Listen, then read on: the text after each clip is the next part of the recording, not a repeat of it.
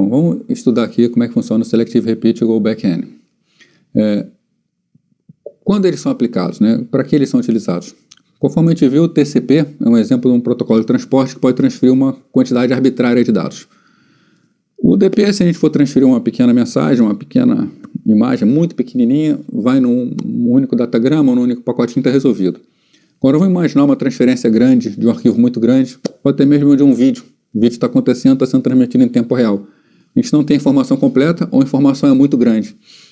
Bom, essa informação então é aquela informação que nós chamamos de fluxo de bytes. É uma informação contínua que ela tem um início, vai durar um determinado tempo. A princípio não podemos definir por quanto tempo nem quanto será essa quantidade, e ela vai terminar num determinado momento.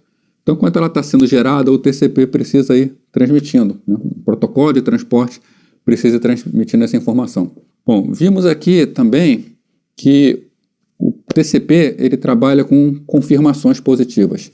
Ele envia uma mensagem, a mensagem chega no destinatário, o destinatário envia a confirmação e chega de volta no TCP.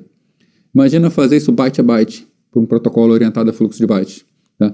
Ou então mesmo que seja segmento a segmento. Como seria isso? O transmissor envia um segmento, aí o segmento é confirmado. Aí envia o segmento é confirmado. O desempenho vai ser muito baixo. Vai ficar muito ociosa a rede. Né?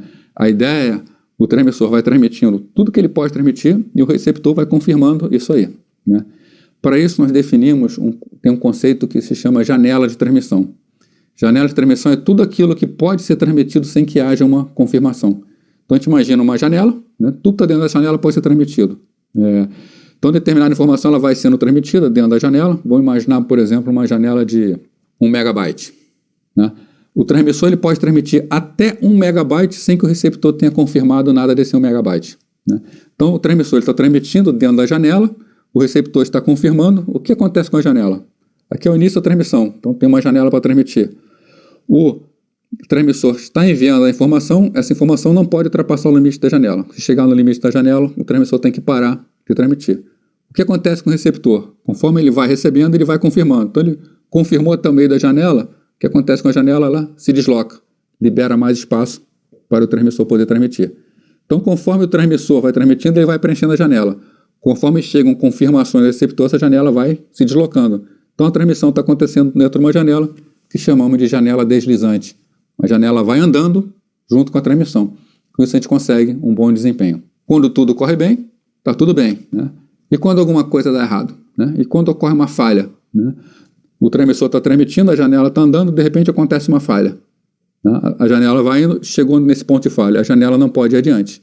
Né? É necessário haver uma retransmissão. Né? Vou imaginar numa situação ainda mais grave. Ocorreram 3 falhas, a primeira, a segunda e a terceira falha. A janela para na primeira falha. Como faremos a retransmissão? Né? Como faremos a retransmissão dessa informação perdida? É aí que dá a diferença entre o Selective Repeat e o Go Back N. No primeiro caso, o Selective Repeat, né? Ou seja, repetição seletiva. Se nós temos 3 falhas, o transmissor vai saber quais são essas 3 falhas e ele vai fazer o quê? Retransmitir cada uma desses pacotes. Então vai retransmitir apenas os 3 pontos em que houve a falha. Né? A transmissão será de uma quantidade exata de dados, apenas aquela quantidade perdida. Quando o receptor receber essas 3 informações, ele confirma as 3 são dado baixo na janela e a janela pode deslizar normalmente. Então, como é o funcionamento Selective Repeat? Cada vez que não é confirmado um segmento, esse segmento ele fica travado no transmissor e o transmissor vai ter que transmitir cada um desses segmentos que se perderam. Né? Conforme esses segmentos se perderam, chegam no receptor, o receptor confirma e tudo segue normalmente. Né? Qual é o problema dessa técnica? Nós estamos lidando hoje em dia com redes muito rápidas, com uma série de informações que trafegam em janelas grandes, então podem haver uma quantidade grande de erro dentro da janela. Né? E como controlar cada segmento individualmente? Como controlar cada erro? Né? O Selective Repeat ele prevê então uma confirmação para cada segmento. Como funciona a técnica Go Back N que tenta melhorar um pouco a situação para o transmissor? No Go Back N, temos a janela de transmissão, correram erros dentro da janela. Bateu no primeiro erro, a janela travou. Né? Quando o transmissor perceber o erro nesse primeiro pacote, o que significa Go Back N? Volte atrás até aquela posição N. Ele vai retransmitir tudo, não importa se já tenha chegado ou não. né? Então, no Go Back N, sempre que houver um erro e o transmissor perceber esse erro, ele volta àquele estado e transfere tudo novamente, tá? Acarretando em quê? Uma transferência maior de dados, sempre que houver erros, né? Então, nós temos as duas técnicas, cada uma com seu problema, né? O Selective Repeat, uma dificuldade grande no transmissor ficar controlando cada ponto de erro, retransmitir pontualmente os erros. E temos o Go Back N, que é um controle bem mais fácil, ele só vai saber o ponto de erro mais antigo e retransmite tudo a partir daquele ponto de erro, né? Qual o TCP usa, né? Qual é utilizado na internet? Embora o Selective Repeat, a princípio, pareça ser uma técnica melhor, onde só é retransmitido aquilo que é necessário, quando fazemos simulações, os resultados das simulações mostram um resultado muito próximo das duas técnicas, né? Isso significa que temos um resultado de desempenho similar, porém, Go Back N é um protocolo bem mais fácil de ser implementado, né?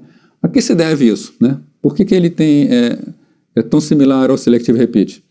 Vamos imaginar o que acontece na prática, tá? A gente tem uma janela de transmissão grande. Aconteceu apenas um erro na janela de transmissão, já que hoje temos transmissões bastante confiáveis. Quando aconteceu esse erro, a janela o receptor já recebeu a janela inteira, a menos desse ponto de erro. O que o transmissor vai fazer? O transmissor ele começa a transmitir tudo desde o início. Só que a primeira coisa que chega no receptor é a mensagem com erro. Quando chega no receptor, o receptor recebe essa mensagem com erro. O que o receptor tem? O receptor já tem a janela completa. O receptor faz o quê? Ele já confirma logo a última informação. O que acontece na prática, então? O transmissor volta, ele começa a transmitir e de imediato ele recebe do receptor a confirmação que recebeu tudo. Ele salta adiante e continua a transmissão. Então, na prática, a gente tem um desempenho excelente do Go Back N, né, com esse controle feito pelo TCP.